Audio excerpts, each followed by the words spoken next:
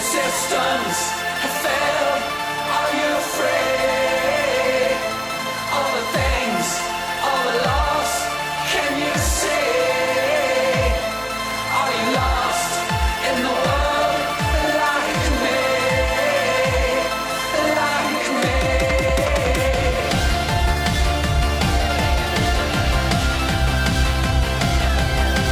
Look how the city's done. Black days in the dying sun. Dream a dream of godly there. Just for a minute you'll find me there. So look harder and you'll find the 40 ways it leaves us blind. I need a better place to burn beside the lights.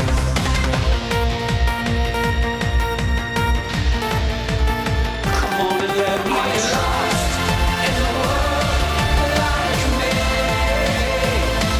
If the systems have failed, are you afraid? All the things, all the loss, can you see? Are you lost in the world like me? Like me?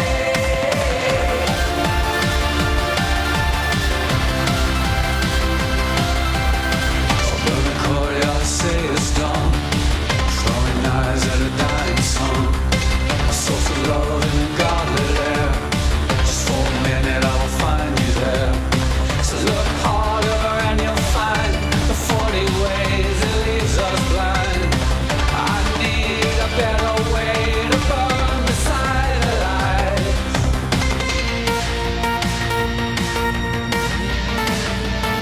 Come on and let me lost in the world like me. If the systems fail, are you afraid? All the things, all the loss, can you say? Are you lost in the world like me? Are you lost in the world like me? If the systems have failed, are you afraid? All the things, all the loss, can you say? Are you lost in the world like me? Like me?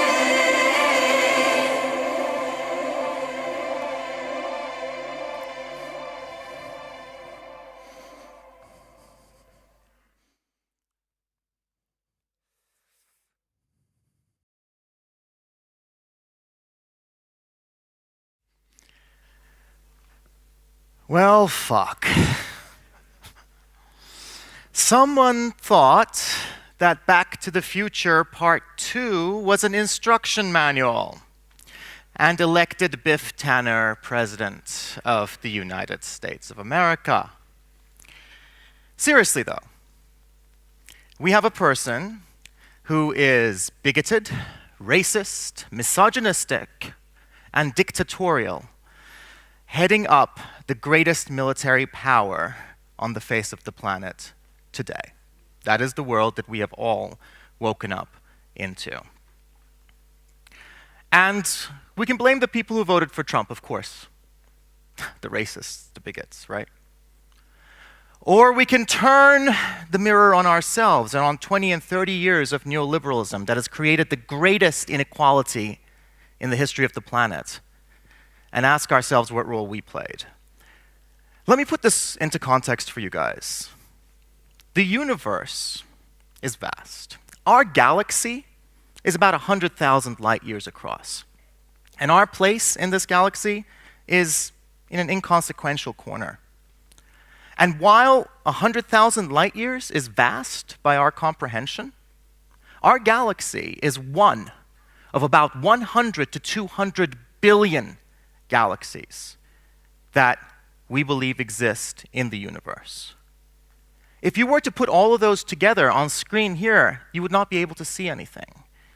None of them would be large enough to be visible. All this to say that the universe does not give a shit what we do, what we don't do, and about anything that I'm going to talk to you about today. But it matters for us. Homo sapiens sapiens. We are one fragile species, a thin film of bacteria on a rock in a universe with lots of other rocks, some of which might be heading in our direction. If we had any sense, we'd be doing two things. One, keeping the rock that we have in as pristine a condition as possible, while at the same time trying to find another rock to halve our risk of extinction. Instead, what are we doing? We're navel-gazing with war and inequality and environmental despoilation and electing Donald Trump president of the United States of America. Again, it matters for us. At this point, and this is a very important point, we all have a decision to make. There is no neutral in what we're doing. When you are neutral in positions of inequality, of injustice, to paraphrase Desmond Tutu, you take the side of the oppressor. What can we do? We can change this. We can reclaim democracy. We have to tackle the core systemic inequalities that have resulted in our loss of democracy. But I am more optimistic than ever that we can do this, and right now we must. And it's all of you in this room that are going to do it. So, let's start with Facebook, because this is all part of the same system. Everything that I'm talking to you about today is part of the same system that has resulted in where we are today. Just this week, news came out that Facebook had banned an insurance company from using Facebook data to decide on the premiums that people would get based on your social behavior. And all of the news articles that I read, most of them said, oh, that's great, Facebook won't let them use their data. That's really great. Very few mentioned that Facebook has a patent for doing exactly the same thing themselves, for giving you a credit rating based on your social behavior, on who your friends are. Are your friends rich and well-to-do? You're fine. You're cool. Your friends not so well? You didn't grow up in the right place? Nah, you might not be getting credit. The one newspaper that did, The Guardian, wrote an article saying Facebook isn't looking out for your privacy, it wants your data for itself. And a better one saying, alarmed by Admiral's data grab, wait until insurers can see the contents of your fridge. The Internet of Things. Do you know who's most excited about the Internet of Things today? The insurance industry. Because knowing the inside of your fridge is very important for them. And if you want to know where all of this is heading, just look at China. Because in China, there are 8 private companies already competing to create a credit score based on your social behavior and your online behavior. So if you post things that are pro-Chinese government, then you'll be able to get a loan and maybe a house and send your kids to the right schools. Alibaba's Sesame Credit is one of these. If you want to understand why these things are happening, a good reference would be The Matrix. So in the film, The Matrix, they came very close to where we are today. They just got it entirely backwards. In The Matrix, people live in a virtual space while being farmed from a tangible space. Their actual bodies are being farmed, literally. We live in The Matrix inverted. We live in a tangible space while increasingly being farmed from a virtual space. And when Mark Zuckerberg, for example, says privacy is dead, please understand that he is talking about your privacy, not his. Because when Mark buys a house, he buys the 4 other houses around his house to protect his privacy, because his privacy is not dead.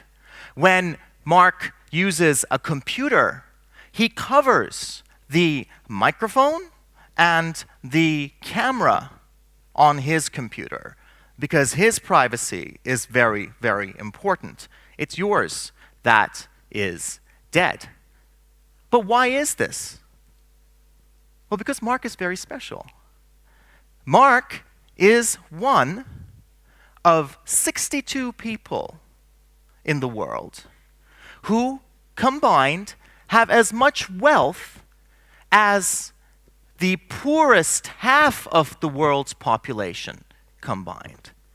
62 people today, based on a report in January from Oxfam, have as much wealth as 3.5 billion people. That, in a nutshell, is systemic inequality.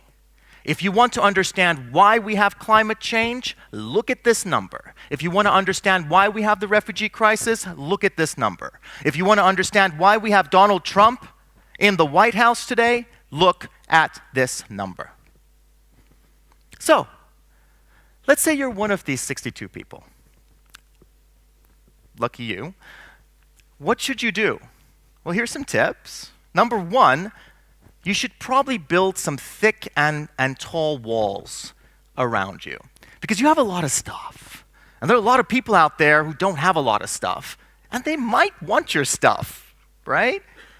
And maybe it's a good idea to keep an eye on them, just to make sure they're not up to no good. They're cheeky buggers, right? You don't know what they're going to do.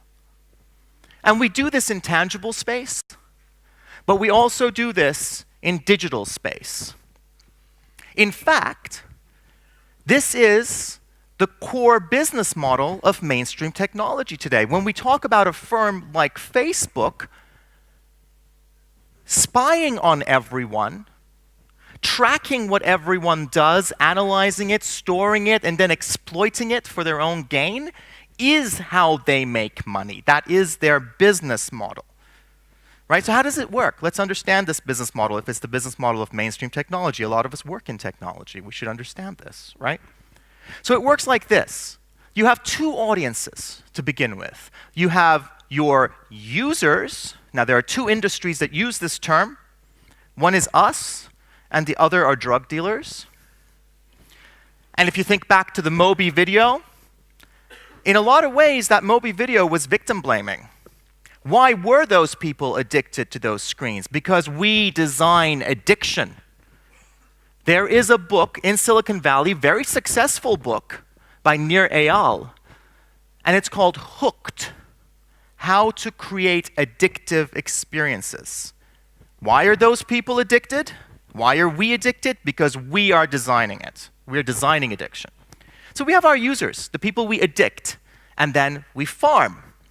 And we also have our customers. Now, that's a different audience. And here's how it works.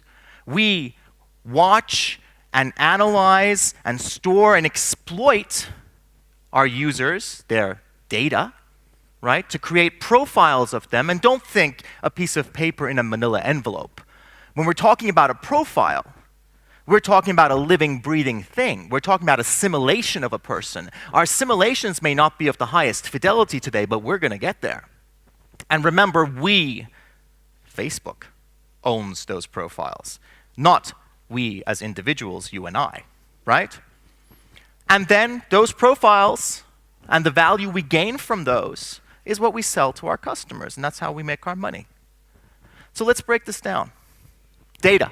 What is data? I keep hearing different things. Data is an asset. We're all excited about data, right? We want more and more and more and more data. It's an asset. It's a good thing to have. Have you heard that data is the new oil? Wow, that's really valuable, right? Oil is valuable. And most times we don't even know or care whether we're talking about data about a rock or data about a human being.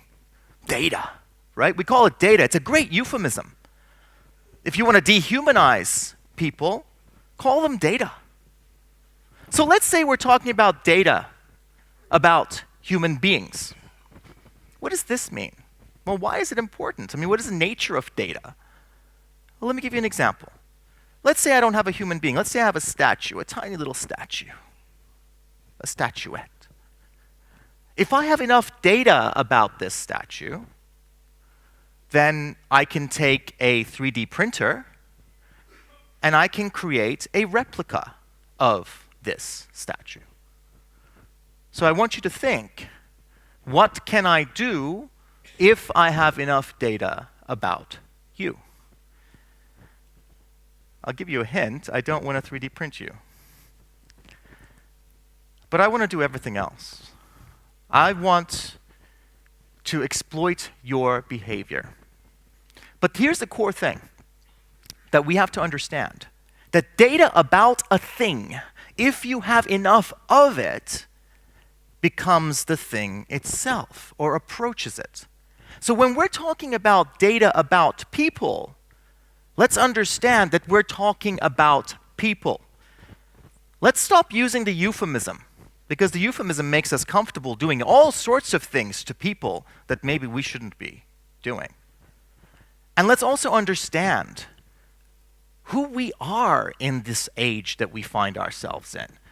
Who are you? This is you, right? This is you. And this is how we normally draw the boundaries of the self. Traditionally, we've drawn them at our physical borders. And that's great. And over many, many years and over many, many hardships, we have created a system of laws, of justice, that understands the rights of the self as drawn like this, and can protect it, and does protect it to various degrees depending on how good our systems are. But what happens when technology comes into the equation? Your smartphone. When you have an idea in your head and you want to store that somewhere, what is the nature of your relationship with your technologies? Is it one of a conversation? Are you saying, hey phone, hey, I got this idea phone, could you note this down for me so I don't forget it? And is your phone going, yeah, sure, I can do that. Yeah, I got you. Awesome. So is that the relationship? Is it like a butler-master relationship? Is it an assistant? If so, then surveillance, for example, is what surveillance has always been. Signals capture between two actors that are having a conversation. You may like that, you may not like that. Fact remains, that's what surveillance has always been. So what, however, if our relationship to technology is different? What if when I have an idea in my biological brain, and I do not want to keep it in my biological brain, that I extend my mind to my phone and store that idea in my phone, thereby extending my mind, extending myself using my technology. In which case it would make perfect sense to expand the boundaries of the self to include the technologies by which we expand our biological selves. Now, if we see our relationship with technology in this manner, then surveillance becomes something completely different. It becomes an assault on the self, no longer signals capture.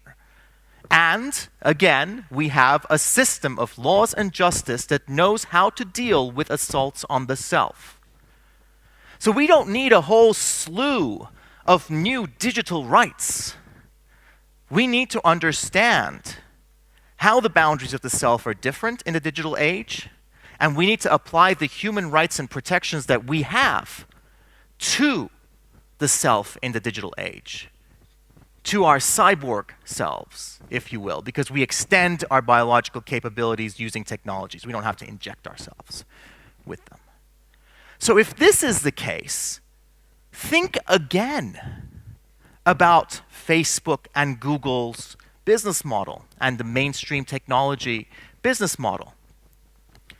Because it starts becoming even more unpalatable when you do. This system is what Shoshana Zuboff calls surveillance capitalism. It is what happens when you combine capitalism, which is all about the accrual of wealth, with surveillance, which is all about the accrual of information. And you have a feedback loop between these. It is what is giving us the greatest levels and increase in inequality that the world's ever seen, because our technology is progressing at an exponential rate, and it is a multiplier. It is multiplying our ideology at an exponential rate. We call them server farms. Have you ever stopped to think what it is that we're farming? Because if you do, you might quickly reach the conclusion that it's us. In a recent New Scientist, I called this business people farming. That's what we're doing in Silicon Valley. That's what we're doing in mainstream technology. Facebook and Google are factory farms for human beings. This is not compatible with human rights.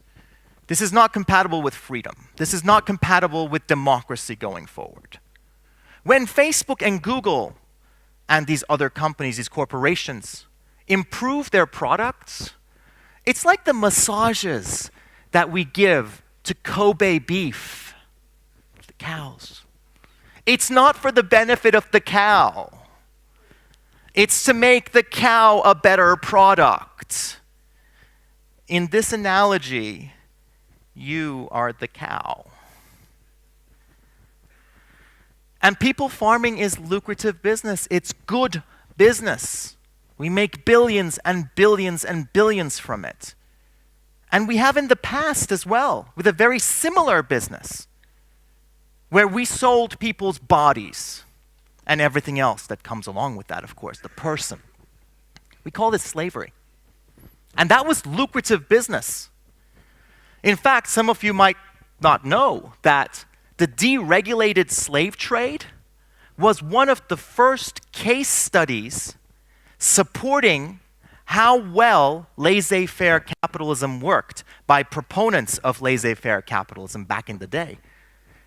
They were telling people, look, now that the state is not doing slavery and we're doing slavery, we're so much more efficient, we can innovate. We love to innovate, right? We've got much better profits. It was a case study. Slavery.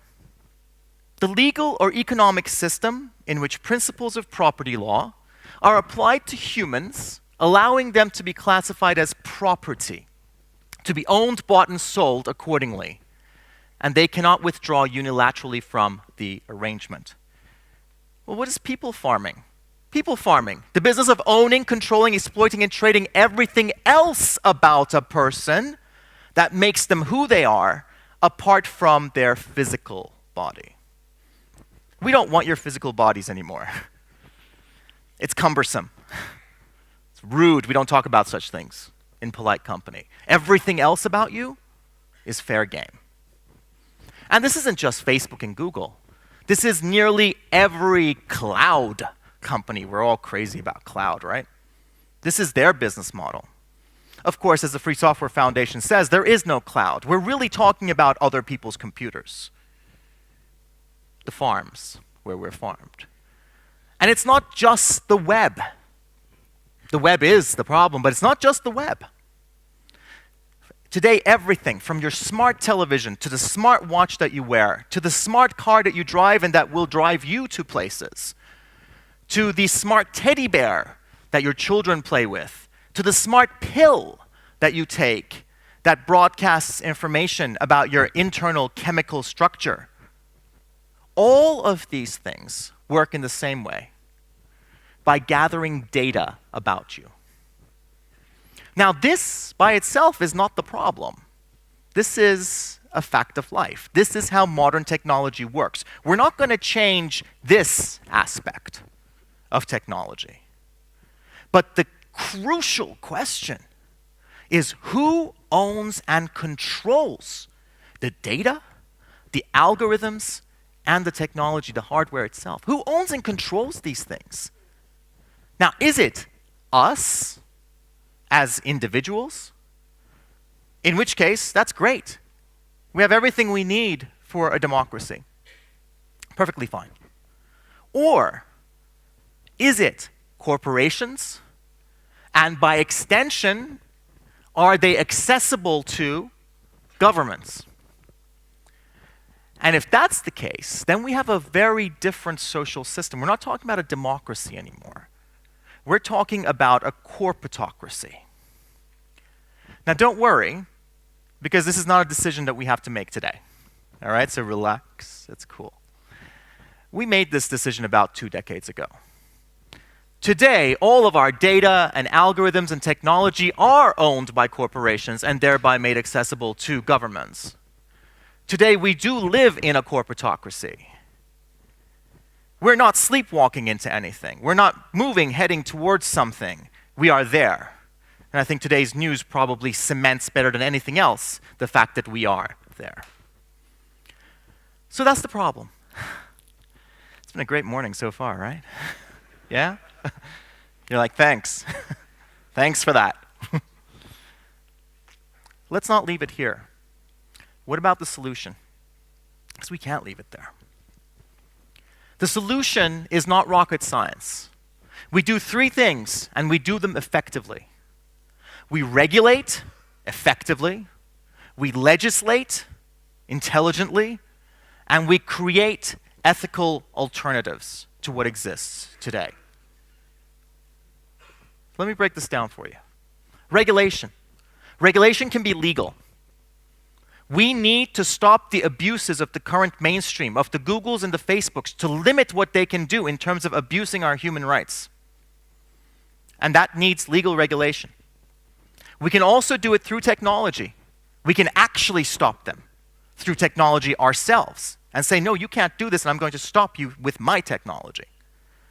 And this is all, though, all regulation can do, if it is effective, and it's not today, if it is effective, is to limit the abuses of the current mainstream, to give alternatives a chance to make themselves known. That's all.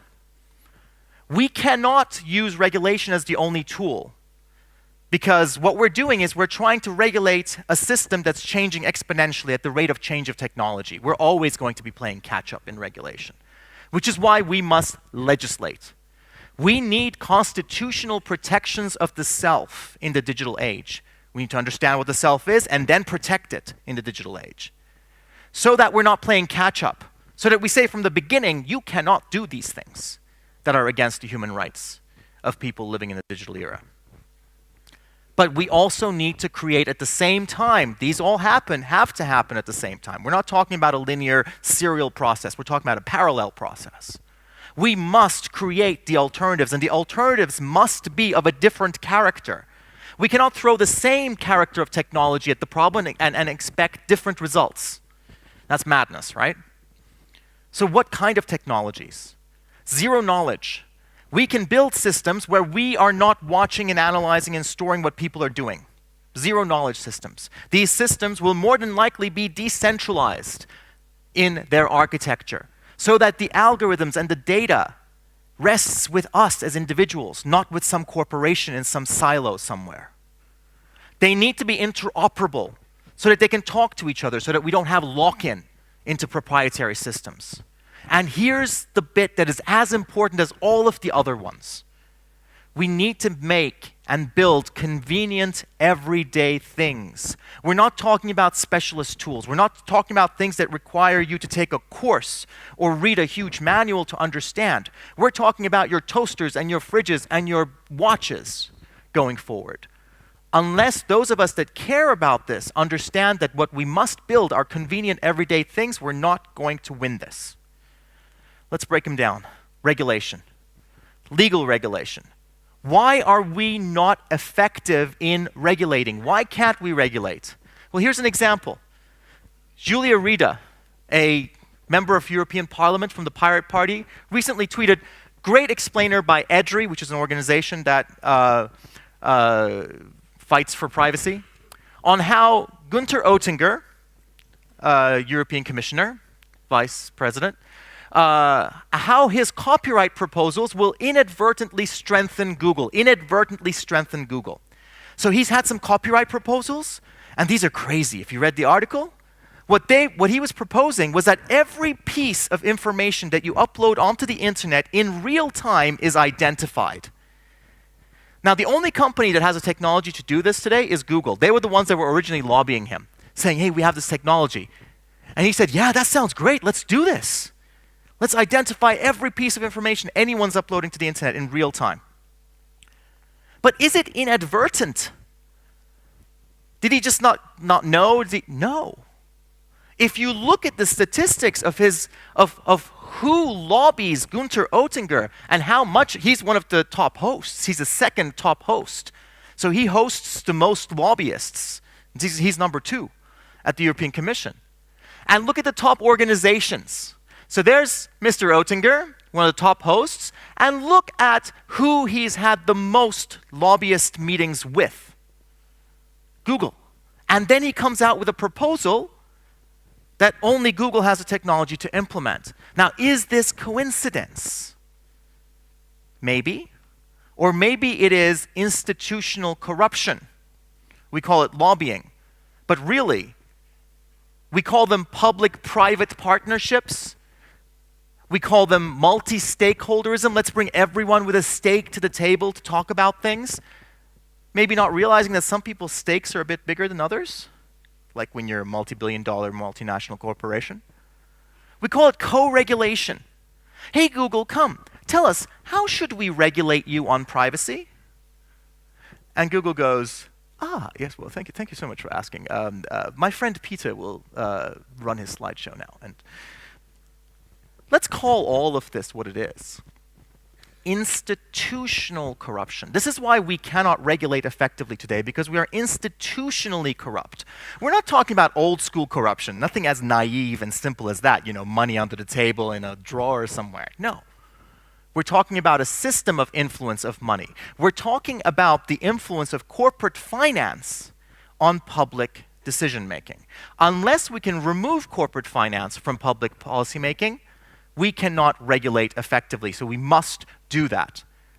If you're familiar with Lawrence Lessig, last year, at the start of the election process, he actually started running for president on this one issue of getting institutional corruption out of the system, fixing institutional corruption, getting corporate finance out of public policy making.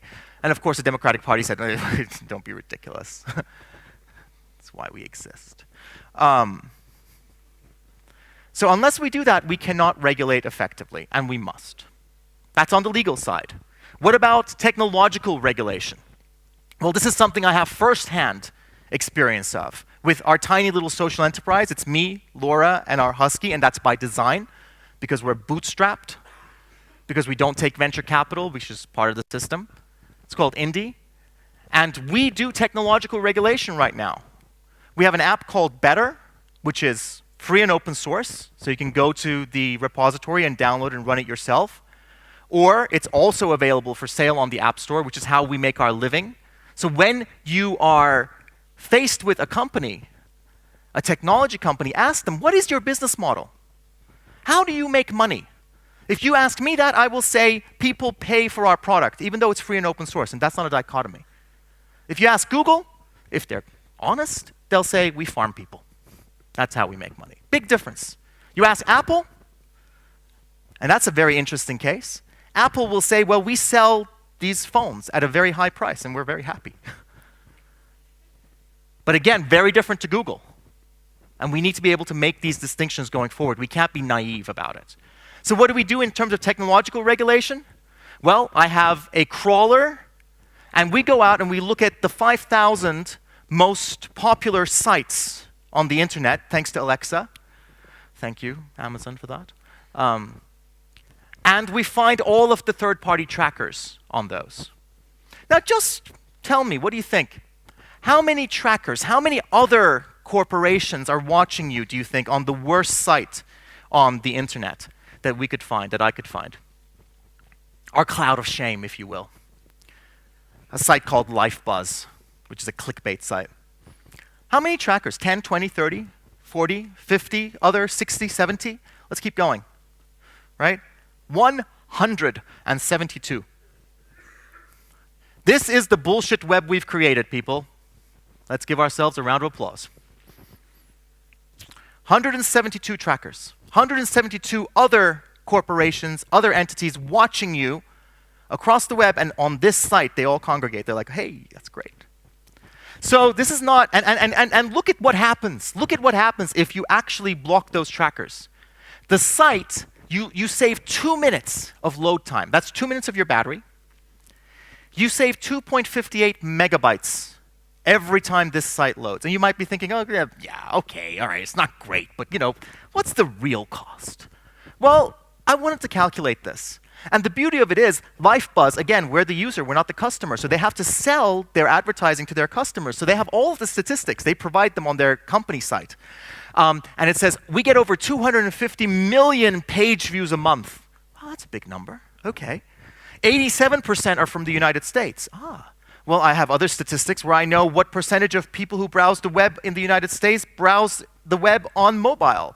And we know what the average cost of 1 gigabyte of traffic is in the United States for mobile.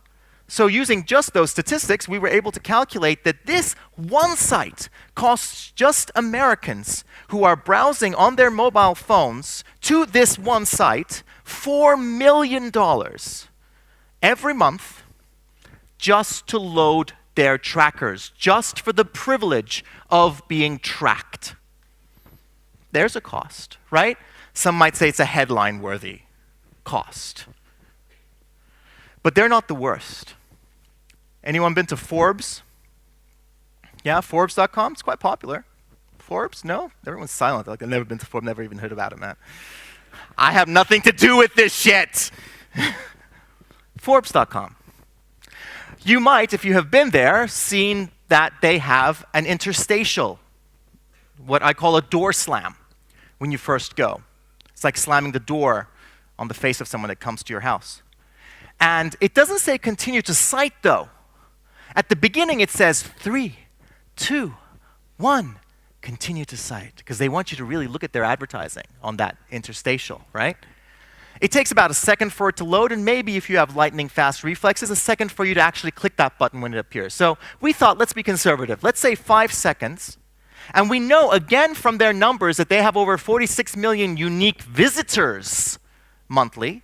But let's be conservative. Let's say that those people only visit once a month, okay? They reset this door slam every day using a cookie. But let's say there's just once. How much human life is lost because of those 5 seconds? Well, apparently, it is 7.3 years of human life every month, and every year, 1 lifetime. 87 years of human life are lost on this one site to this one interstitial of people waiting 5 seconds, if we're being conservative. You want a cost? There's another real cost. But don't worry, because I know this is all like, oh, this sucks. What can we do about it? It's easy. All right, if you don't want to lose those 5 seconds of your human life, all you need to do is to tell Forbes that you are Google. If you change the user agent in your browser to tell Forbes that you are the Google bot, you get shown directly to the content. Please, sir, this way. No, don't mind those pesky humans. They're just waiting over there. Don't worry about them. There's the content for you. You might be wondering, what the fuck? Why is Forbes doing this? Forbes is a journalism site. Journalism and the free press is essential to democracy. Why are they acting in this way? Well, here's another publisher, Axel Springer, one of the biggest ones in Europe. Recently, they were in a lawsuit, and their lawyer actually said the core business of the plaintiff, Axel Springer, the publisher, the journalism industry player, is to deliver ads to its visitors. That's the core business of this publisher.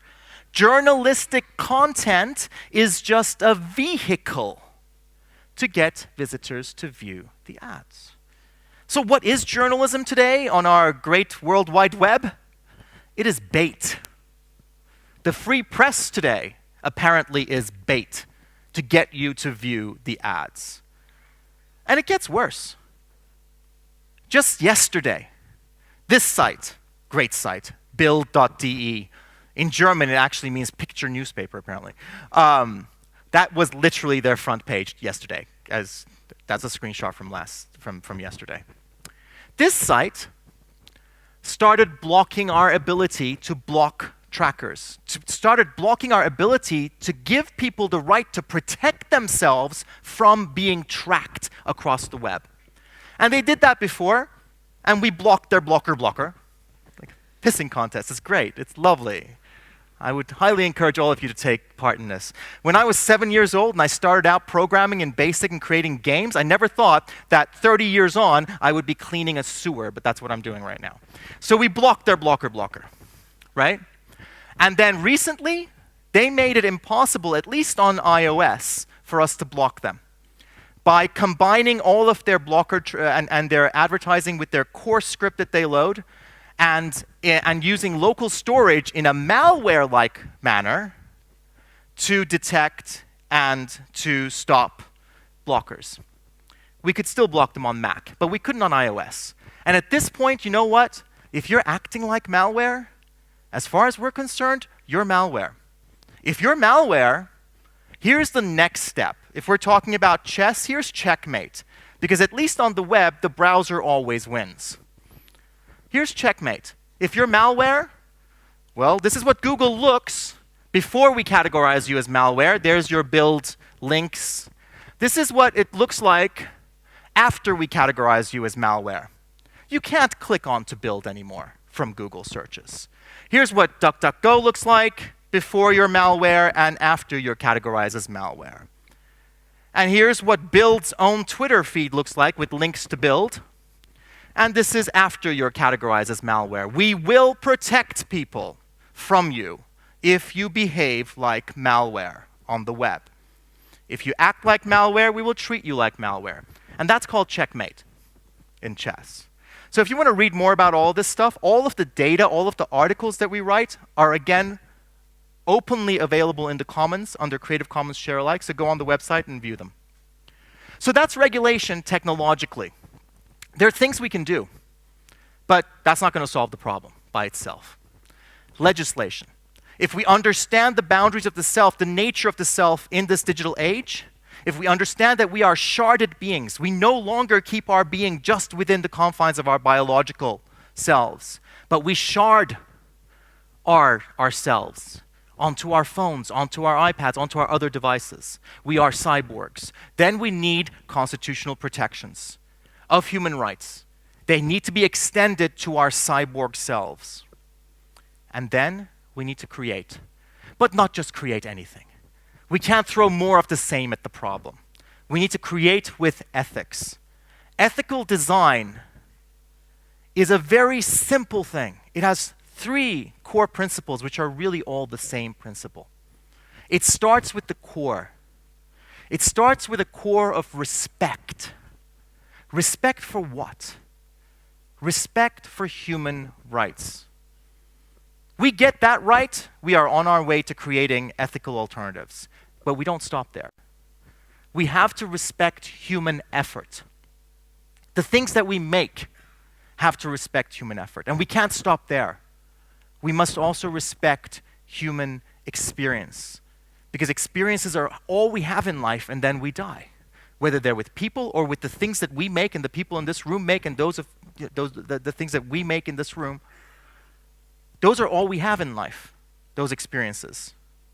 So we have an utmost responsibility to make those experiences as beautiful, as kind, as effortless as possible. So what does it mean to respect human rights? Well, if we respect human rights, our technologies will have certain characteristics. They will be decentralized. They will be zero knowledge. They will be free and open and interoperable and accessible and sustainable and secure. For those are prerequisites for respecting human rights. And then we go beyond it. Respect human effort. We make things that are functional, convenient, and reliable. And then we go beyond. We make things that are beautiful, inspiring, amusing, and delightful. And this is, in a nutshell, ethical design. This is the ethical design manifesto. And in mainstream technology, we are failing at the core. Instead of respect, we're building technologies that at their core have abuse of human rights built in. In which case, we are not doing design anymore. We are decorating. We're doing decoration. And that's very important. All design is influence. You cannot do design without influence. But design without ethics is manipulation. Design without ethics is decoration. Design is what improves people's lives, period. That's it. Decoration take something that would otherwise be unpalatable, the smell, the taste. If I actually knew what you were really doing to me, I would never ingest this. And we know that. So what do? We decorate it. We try to mask the smell. We try to mask the taste. We do misdirection, like in magic. And we think we're very clever with ourselves. We're very happy about the fact that we do these things. We addict people by putting things into it that are addictive. But we can't create these alternatives that we need to create without funding for the alternatives. And we cannot fund them the same way as we fund the mainstream. So I'm not talking about startups here. A startup, the word, is a Silicon Valley brand. It is a disposable business that takes venture capital and either fails fast, that's fine, or succeeds astronomically and becomes a billion-dollar unicorn or is purchased by a billion-dollar unicorn. We're not talking about this. This is not a sustainable system. This is Vegas-style gambling. So we're not talking about VC, venture capital. We cannot fund it with venture capital because venture capital doesn't fund the business. It funds the exit. Here's how venture capital works. So Mark, our friend Mark, has a new idea for a business. And he's like, I want to create this place where I can connect people to me. And he says, if I do that, I'll make a lot of money. It'll be great. But I need money to make money. So in comes our venture capitalist. And he says, well, Mark, I can give you money. What's your business plan there? And Mark says, well, it's the tried and true business plan of Silicon Valley. We farm people. He's like, okay, that's good. Yeah, that's working for us. And Mark says, and if we're successful, we're going to have 100, maybe 200 million people using our platform. So our platform's going to grow. How much money will you give me today for when we sell those people in 5 years' time? You have to understand that the venture capitalist, when he gives Mark 5 million, is investing in the exit, is investing in the sale of the business, not the sustainable continuation of the business. So startups are disposable businesses, and startup is a Silicon Valley brand. There are many of you here, we're in Malmo, we're in Scandinavia, and I know this firsthand in Europe in general, that many of you don't have this business model. But you still call yourselves a startup. Stop doing that. You are better than a startup. And we can do better in Europe. We can do better in Scandinavia. We don't have to worship at this altar of Silicon Valley. Instead of startups, why don't we build stay-ups?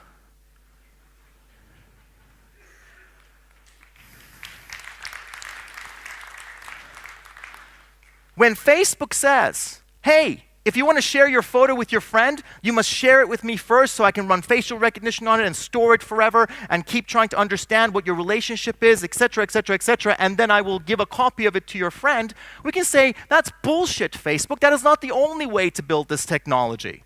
We can say, hey, if you want to share your photo with your friend, share your photo with your friend directly, peer-to-peer. No man in the middle. I heard recently there was news that Google was talking about protecting people from man in the middle. Google is the greatest man in the middle in the world. That is their business model, is literally to be man in the middle. We can build things differently. We have a prototype that we built of a social network that is peer-to-peer, that is decentralized. It's called Heartbeat. It's, again, free and open source. Go on the source code repository. I haven't touched it for 7 months while we've been working on better, but it worked. And it still works if you can recompile it in the latest Swift. But when you talk to people on Heartbeat, you're talking peer-to-peer. There was no us in the middle. Indy wasn't in the middle. No one was in the middle. We can do this. There is no technical infeasibility. So if someone from Silicon Valley comes and says to you, oh no, you can't build technology in a way that's different to how we build it, or you're against innovation, and you're against jobs, and you're against Donald Trump, then say, fuck you. That's not true. That's bullshit. We can. We can build decentralized, zero-knowledge technologies that respect human rights, and we will. So imagine a different world. Imagine in Europe a technology commons built on a peer network, built on the internet. The internet is decentralized. Imagine a world where anyone in Europe, when they're born, has the right to have an encrypted always-on node on this peer network. which they can claim, which they can not claim, which they can change, but which is easily findable by everyone else, by some sort of an identifier connected to one another. And again, you can change these things. It's not an ID that's given to you. But it's this always-on encrypted node that all of your devices and your Internet of Things, etc., are connected to. Not to some corporation. To a place that you own and you control. And each of these could be provided by independent businesses. So once we build this commons, then on top of that commons, other organizations can innovate and build. So how does that work? Well, if we decide that this functionality, that giving people ownership and control of their technologies is a human right, then we need to fund it somehow. If we decide it's in the commons, we fund it from the commons. We have done this for ages. We build roads, we build sidewalks, we build parks. The difference is today, all of our roads, all of our sidewalks, all of our parks are shopping malls. And then we wonder why we don't have freedom of speech. Because it's a shopping mall. If the owner of the shopping mall doesn't like the t-shirt you're wearing, they can throw you out. It's private property. We want something different, then maybe we need to build it differently. So this core functionality, we support it from the commons with our taxes. But beyond this core, let independent organizations and independent groups innovate and build things, new things. Support it from the commons at its seed. So if you do, you need to share that back with the commons in terms of the technologies that you build so that it's not lock-in, so it's still interoperable. So that others can actually compete on the technologies you built as well. And then what do the companies compete on? Quality of service. That is all a company should be competing on, really. That's what they should be competing on providing for us. The best service possible, not on lock-in, not on eroding our human rights. And this additional value, then we pay for that ourselves if we want it. We do this, then we change the state of technology and the state of our social system. We build a world where we as individuals own our data, our algorithms, and our technology. And this is the world that I want to see, a world built on reason. Not a post-fact world, a post-expert world. Those are euphemisms for a post-human world where we don't exist because we've gone extinct. A world built on human rights, on social justice. I don't care if you're benefiting from the inequalities today. It is destroying what we all have. So we all need to check our privileges. And I know this firsthand because I grew up with a lot of privilege. A world built on democracy. This is the world that I want to live in. This is the world where we as a species can fulfill and explore our potential and take our place among the stars. This is the world that I challenge us, every one of you, us in this room. This is the world that I challenge us to build. Thank you. Thank you very much.